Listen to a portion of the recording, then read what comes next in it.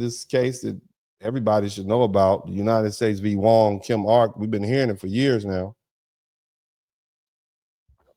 and it was the precedent.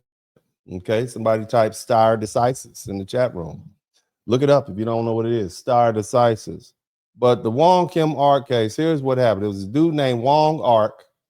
He was born in Frisco to Chinese parents. Okay. And the Supreme Court held in 1898 that he wasn't a citizen at birth, and the government and the dissent tried to narrow Wong Ark by saying Wong's parents were domiciled in the United States, so the case didn't decide the status of the children born to temporary visitors or unlawfully present parents. See, at that time they had something called the Chinese Exclusion Act. You know, they didn't even let Chinese people come over here. The Chinese Exclusion Act meant if you Chinese, you might be here, but you'll never be a citizen. That's how they used to treat Asian people. But either way, Roberts, he rejected that limitation too. He said he read that Wong Kim Ark as adopting the broad common law rule. What's the common law rule again? What is it? Soil. Okay, which means it's the king's rule. Almost everyone born on American soil is a citizen, except narrow, traditionally categories like children of diplomats and children of enemy occupiers. And historically, tribal Indians before Congress changed that rule. And this is where the stare decisis fight comes in, okay? Now, Roberts treated Wong Kim Ark as controlling birthright citizenship, and he used broad reasoning, in my opinion. And the dissent treated much of Wong Kim Ark's language as dicta and said the actual holding was limited to children born here to domicile parents, okay? And so the majority didn't overrule the precedent.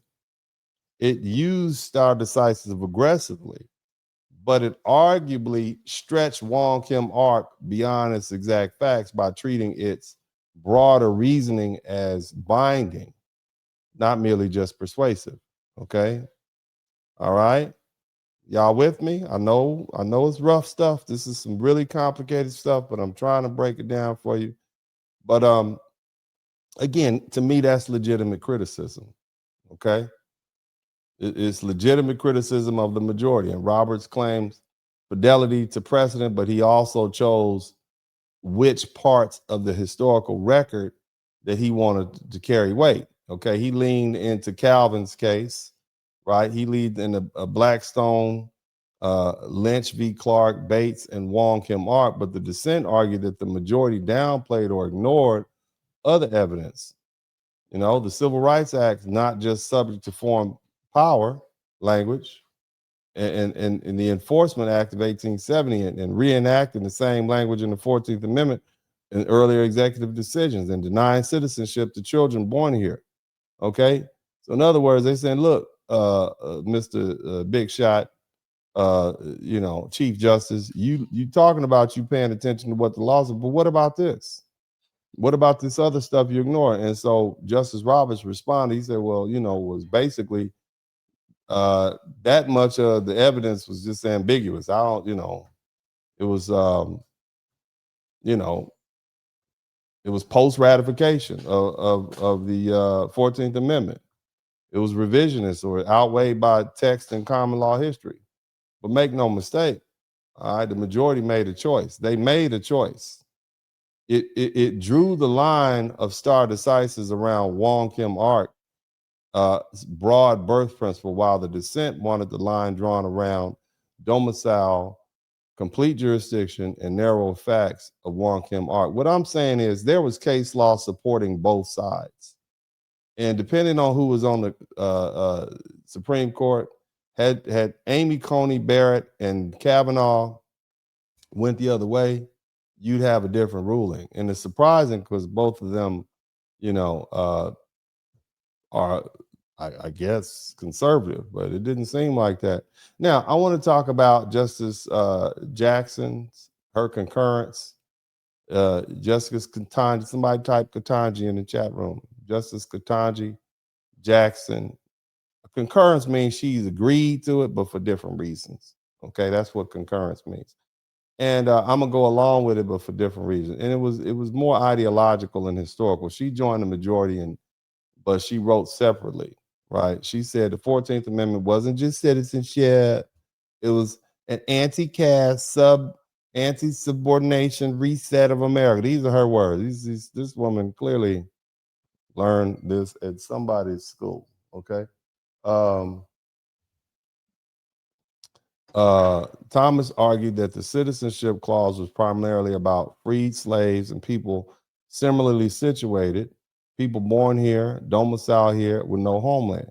Now, Jackson said that was too narrow and historically wrong. She argued that Black Americans, through colored conventions, abolitionist organizations, people like Frederick Douglass, and Reconstruction politics fought for a universal principle of citizenship, not a narrow carve out for themselves. And in her telling, free Black people didn't ask America for a special racial exception. This is what she said. I want you to hear what she's saying to Black people way back then. Was that she's speaking for them? She's saying, "Oh no, free Blacks, they didn't want anything special. They weren't asking for a free racial exception. They demanded America live up to a universal rule. If you're born here, this is your country." I don't know about that, Katanji, because it wasn't a whole lot of Americans here other than Black people and white people. I think I kind of established that. So Justice Jackson's concurrence is powerful because it turns a dissent's uh, Black history argument against itself. I want you to think about that. And who was she talking to? She was talking to Justice Thomas. Okay. Yeah, you know Clarence Thomas, you know that everybody says is a sellout, right? You see? Huh? You know? Hmm? It's something.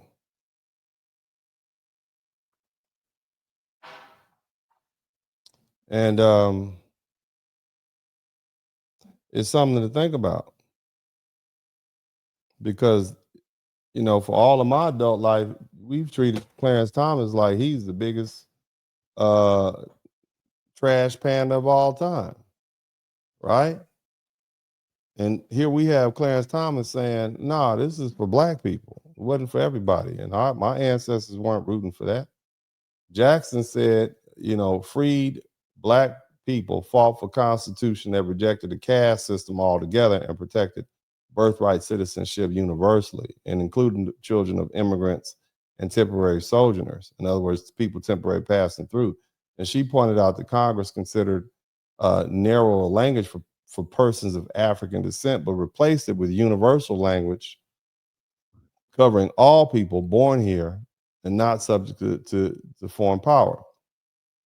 And she also talked about the debates around the Chinese immigrants and the Romani people, and where Senators Trumbull and Conus made it clear that children born here would be citizens regardless of the parentage. All right. So she started going deep into what they recorded all this stuff. So, um, you know, her hardest punch is that the government and the dissent were flirting with Dred Scott's core premise, and that for some people, birth on American soil still isn't good enough. In other words, she's saying these people are saying the same thing that the slave masters were saying.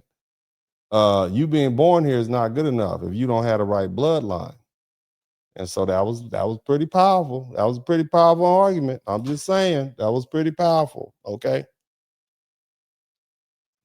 And then she followed up and said, you know, the 14th Amendment killed that. That was the whole point of that. We don't want to discriminate people based on their blood. You see? But the majority agreed, and that's why the court held that the executive order was unconstitutional.